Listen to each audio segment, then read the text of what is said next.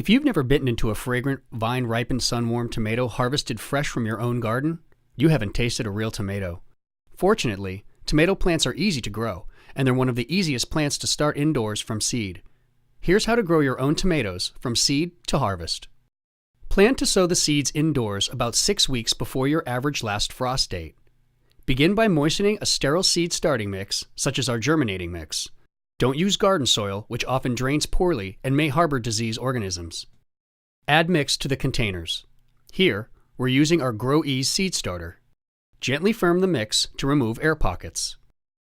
Use your finger or a pencil to poke 2 holes per cell, each about 1/4 inch deep. Planting 2 seeds per cell increases the likelihood that at least 1 seed per cell will germinate. Shake some seeds into your hand and place 1 seed in each hole.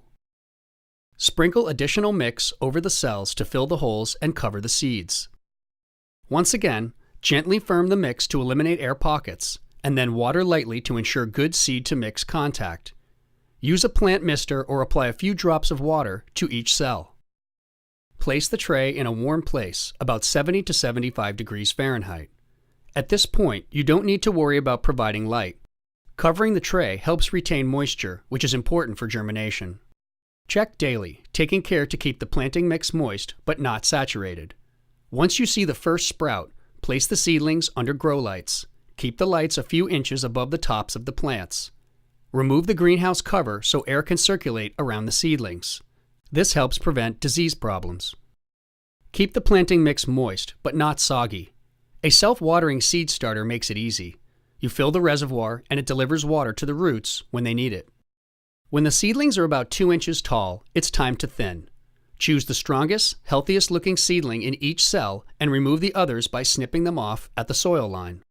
Once the seedlings have 2 sets of leaves, it's time to start feeding them every week with a soluble fertilizer, ideally one formulated for seedlings.